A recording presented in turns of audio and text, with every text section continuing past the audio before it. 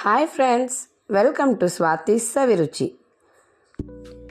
ಇವತ್ತು ನಾವು ಸ್ಪೈಸಿ ಆಗಿರುವಂತಹ ಮತ್ತು ರುಚಿಕರವಾದ ಎಗ್ ಮಸಾಲ ಮಾಡೋದು ಹೇಗೆ ಅಂತ ನೋಡ್ಕೊಂಡು ಬರೋಣ. ಬೇಕಾಗುವ ಪದಾರ್ಥಗಳು: 1 ಈರುಳ್ಳಿ, 1 ಟೊಮೆಟೊ, 1 ಗೆಡ್ಡೆ ಬೆಳ್ಳುಳ್ಳಿ, 2 ಇಂಚ್ ಶುಂಠಿ, 1 ಇಂಚ್ ಚಕ್ಕೆ, 7 ಲವಂಗ, ಅರ್ಧ ಟೀ ಸ್ಪೂನ್ ಅರಿಶಿನ, ಸ್ವಲ್ಪ ಕಾಯಿ ತುರಿ, ಒಂದು ಸ್ವಲ್ಪ ಕೊತ್ತಂಬರಿ ಸೊಪ್ಪು, ಖಾರಕ್ಕೆ ಮೆಣಸಿನ್ಕಾಯಿ ಪುಡಿ ಹಾಗೂ ಧನಿಯಾ ಪುಡಿ. ಹೇಗೆ ಮಾಡೋದು ಅಂತ ನೋಡೋಣ. ಮೊದಲು ಬಾಣಲೆಗೆ 1 ಟೀ ಸ್ಪೂನ್ ಎಣ್ಣೆ ಹಾಕಿ ಕಾದ ನಂತರ ಅದಕ್ಕೆ 6 ಮೊಟ್ಟೆಗಳನ್ನು ಒಡೆದು ಉಪ್ಪು ಹಾಕಿ ಚೆನ್ನಾಗಿ ಉಡುಡಿಯಾಗಿ ಹುರ್ಕೋಬೇಕು.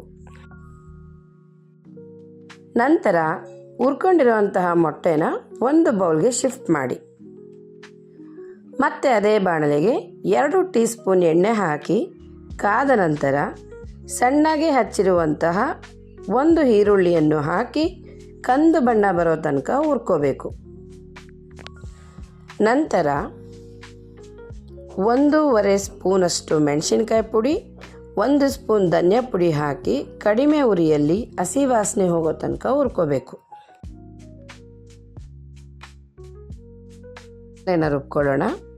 ಒಂದು ಮಿಕ್ಸಿ ಜಾರಿಗೆ ಸ್ವಲ್ಪ ತೆಂಗಿನಕಾಯಿ, ಬೆಳ್ಳುಳ್ಳಿ, ಶುಂಠಿ, ಚಕ್ಕೆ, ಲವಂಗ, ಅರಿಶಿನ ಮತ್ತು ಕೊತ್ತಂಬರಿ ಸೊಪ್ಪು, ಸ್ವಲ್ಪ ನೀರು ಹಾಕಿ ನುಣ್ಣಗೆ ರುಬ್ಕೋಬೇಕು.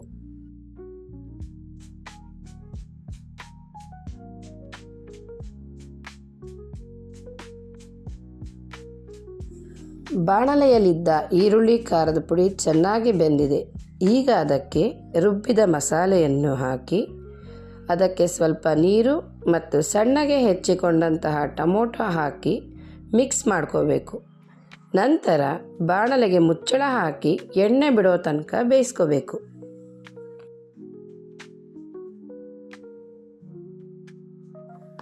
ಮಸಾಲೆ ಬೆಂದ ನಂತರ ಆಗಲೇ ಹುರಿದಿಟ್ಟುಕೊಂಡಂತಹ ಮೊಟ್ಟೆ ಮತ್ತು ಸ್ವಲ್ಪ ನೀರನ್ನು ಹಾಕಿ ಮಿಕ್ಸ್ ಮಾಡಿ ಬಾಣಲೆಯ ಮುಚ್ಚಳ ಮುಚ್ಚಿ ಚೆನ್ನಾಗಿ ಬೇಯೋಕೆ ಬಿಡಬೇಕು.